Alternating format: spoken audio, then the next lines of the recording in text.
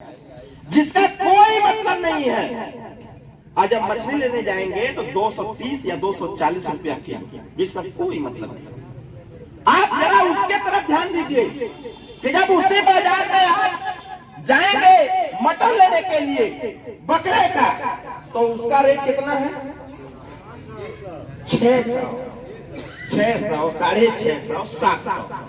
अब जरा आप आकलन करिए कि आप समझदार व्यक्ति हैं, आपके पास परिवार है, छोटा सा बालक है, उसको आप ज्ञान देते हैं कि पढ़ाई लिखाई करो, घर में बच्ची है उसको कहते हैं कि पढ़ाई लिखाई करो, आपका बड़ा परिवार है उसको भी संभालने का प्रयास करते हैं। जिसके पास बुद्धि है, विवेक है, ज्ञान है, चलने चलाने की शक्ति है, ताकत है, ये देश और प्रदेश के नेता, ये विरोधी पार्टियां उस व्यक्ति का, उस इंसान का दाम रखते हैं 500। जिसके पास न बुद्धि है, न विवेक है, न परिवार है, न कुछ है, उसका दाम रखते हैं 600, वो भी 1 किलो का। अगर बकरा 10 किलो का है तो 6000 का हो गया ना। बोलिए, मतलब कि बकरे का रेट, एक 10 किलो बकरे का रेट 6000 और एक 50 किलो जिसके पास बुद्धि विवेक है, सारी व्यवस्थाएं है, सारा चीज है, सही गलत का आकलन उसके पास है, उसका रेट 500 रुपया। अब आप तय करो कि आपको क्या करना है।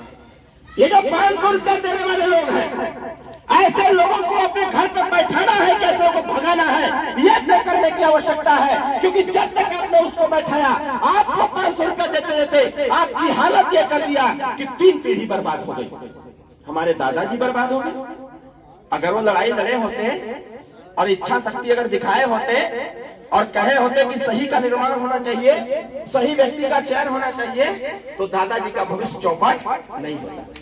दादाजी ने बेटे को पैदा किया, पढ़ाया लिखाया नहीं, पढ़ाया जो भी किया, सामाजिक संस्कार दिया उसको, लेकिन देने के बाद उनको भी समझ में नहीं आया, क्योंकि वो अपने दादा की तरफ देख रहे, पापा की तरफ देख रहे थे कि हमारे पिताजी जवन कहिया हुई क्या हुआ, उनके बेटे का भी करियर चौपट हो गया। न पढ़ पाए, न नौकरी पाए, न घर बना पाए, न जमीन बना पाए। और जब उनकी शादी हो गई, उनका बच्चा पैदा हुआ, तो बच्चे को पढ़ाने के लिए न पैसा है, न व्यवस्था है, न कुछ है, न कुछ। आप जरा देखिए, ये 3 पीढ़ी बर्बाद हो गई सिर्फ 500 रुपए के चक्कर में। और ओम प्रकाश राजभर कह रहा है, एक बार हमारा चक्कर चलाओ। मैं दावे के साथ कह रहा हूँ, जिसको अपने पैदा करके 5 पोस के बड़ा कर रहे हैं, ऐसे बच्चों को बिना पैसा में कक्षा 1 से मैं तक पढ़ाने की पूरी व्यवस्था करेंगे हम। ये व्यवस्था तो इस पे क्या हो रहा है? विरोधी आवा तो कहता है, छोड़ता है मारता का मतलब हो पकड़ा है 500 रुपया, आई पकड़ा सीसी 1 छे, जा बाजारी में मुर्गा वाला लेके खाई बैग नहीं, तू परेशान खा मुर्गा खा लिया अपने 5 दिन 7 दिन 10 दिन 15 दिन, और उसके बाद आप गए बूथ पर, विरोधी दल को आपने वोट दे दिया, बड़ा सीना तान के कहा कि हमको वोट दे दिया। फिर वहां से जब निकले आप, चुनाव जो जीत गया वो लखनऊ चला गया, जो हार गया वो घर चला गया, और पुलिस आई उठा के लेके गई आपको थाने में। फोन मिला रहे हैं नेताजी, तो नेताजी कहा था कि बनत रहल तब बनत रहल, अब ना बनी हमरे तोहरे रंग रहा, चाहे खुशी रहा तू अपने घरे। हम चाहते हैं कि नेताजी वोट दिए थे, तो वही नेता कहता है 500 रुपया लिए थे तब हमको वोट दिए थे। इसलिए मैं कह रहा हूँ, ये रुपया पैसा दारू मुर्गा बंद करवाओ, और बंद करा करके एक नेता का चयन करो जो आपके हिस्सेदारी की बात करता हो, जो आपके लिए मंत्री पद को लात मार दिया, जो आपने पूरी व्यवस्था का परित्याग कर दिया। ऐसे नेता के साथ खड़े हो जाओ। मैं दावे के साथ कह रहा हूँ, आने वाले समय में आपका कल्याण हो जाएगा साथियों, क्योंकि जब पूरा समाज एक साथ खड़ा होगा तो जरूर होगा। गलत तो मैंने कहा था, बोला जोर से, सही कहा था ना? तो सही का साथ देवाई कि गलत का साथ देवाई? कितना लोग सही का साथ देवा तो इससे हाथ उठावा। अब जरा सोचो, अभी डॉक्टर साहब ने सारी बात बताई, जरा खोज लीजिए, जरा खोज लीजिए पूरे मऊ जनपद में किसी थाने पर राजभर का लड़का इंस्पेक्टर है क्या? बोलिए जोर से। चौहान का होगा, 5 मिनट का गोल का निशान का होगा। अगर ये समाजवादी पार्टी की सरकार चाहिए होती तो जब दरोगा की भर्ती निकाली थी, अगर 27% आरक्षण का सही हिसाब से अगर आरक्षण दिया होता तो मेरा मानना है कि उत्तर प्रदेश में हर जाति हर समाज का बेटा दरोगा बन गया होता। वो भी किसी न किसी थाने पर बैठ करके थाना चलाने का काम करता, वो दलत की ठोकरें खाने का काम नहीं करता। मुझे याद है कोरोना काल के बाद ये, क्योंकि अगर हम अपना अतीत भूल जाएंगे, तो वर्तमान को समझ नहीं पाएंगे, और अगर वर्तमान को नहीं समझ पाएंगे तो फिर भविष्य का निर्माण भी नहीं कर पाएंगे। मुझे याद है मैंने एक बार ऐसे न्यूज चैनल पर देखा कि एक एमएड किया हुआ लड़का मनरेगा में काम करने पर विवश था। मैंने उससे जब हमने पूछवाया, गाजीपुर जनपद का वो मामला था, जब हमने नेटवर्क बिछाकर उससे बात किया तो वो कहा कि भैया अखिलेश जी की सरकार ने जब आरक्षण की प्रक्रिया खत्म कर दिया था उसी समय हमारी भर्ती नहीं हो पाई और आज मेरी उम्र खत्म हो गई है, इसलिए मुझे विवश होकर के मनरेगा में काम करना पड़ा। कैसे कोई बच्चा पढ़ेगा, कैसे पढ़ाएगा?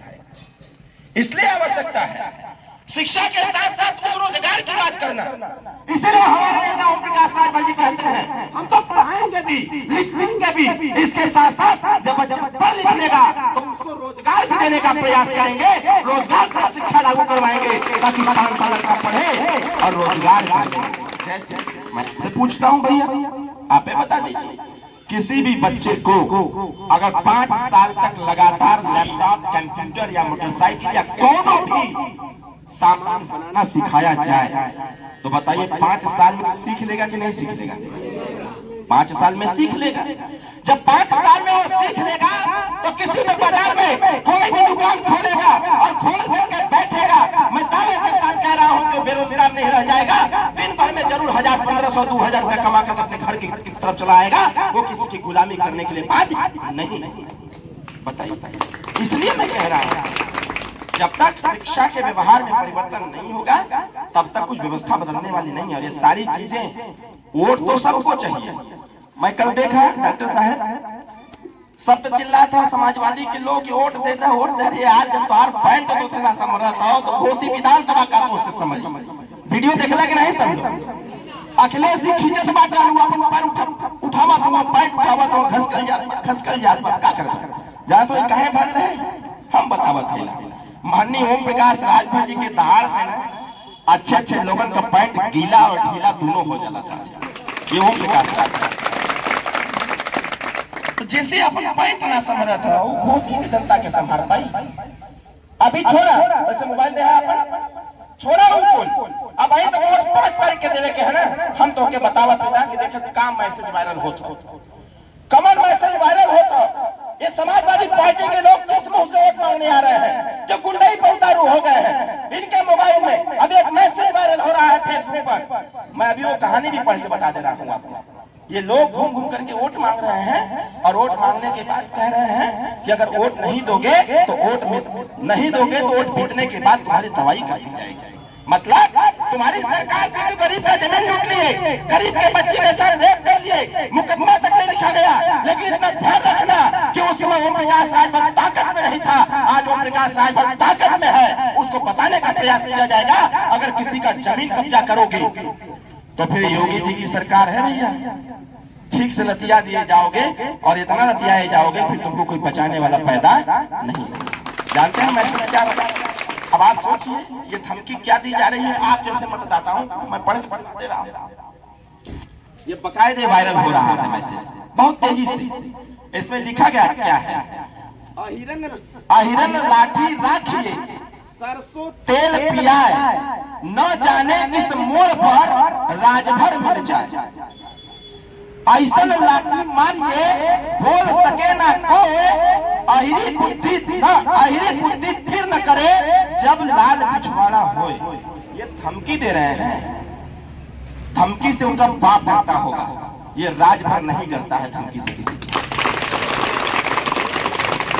धमकी से उनका बाप डरते होंगे, इस धमकी से ये राजभर डरने वाला नहीं है।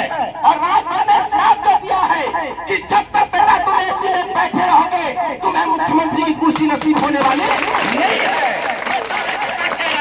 2022 में अखिलेश की सरकार होती लेकिन इन्हीं के समाज के लोगों ने जब बाढ़ चढ़ाना चालू कर दिया कि 10 तारीख सरकार तो बनने तो हमारी जो तुम्हारी जमीन मेरे घर के बगल में है, मेरे खेत के बगल में है, उस जमीन पे कब्जा हमारा हो रहा है। मैं समझ गया कि सरकार बनने वाली। तो मैं अखिलेश जी के लिए कहना चाहता हूं, इनके जवाब। अखिलेश जी आज बताइए, हमारे देश के वैज्ञानिक चांद पर पहुंच गए कि नहीं पहुंच गए? जिस चांद को देख करके हम लोग, हमारे दादी माता सब लोग बच्चे कहते थे चन्ना मामा आ रे आवा, पारे आवा, नदी के किनारे आवा, सोने के कटोरवा में दूध भात ले आवा, हमारे बबुआ के मुंह में। जैसे ही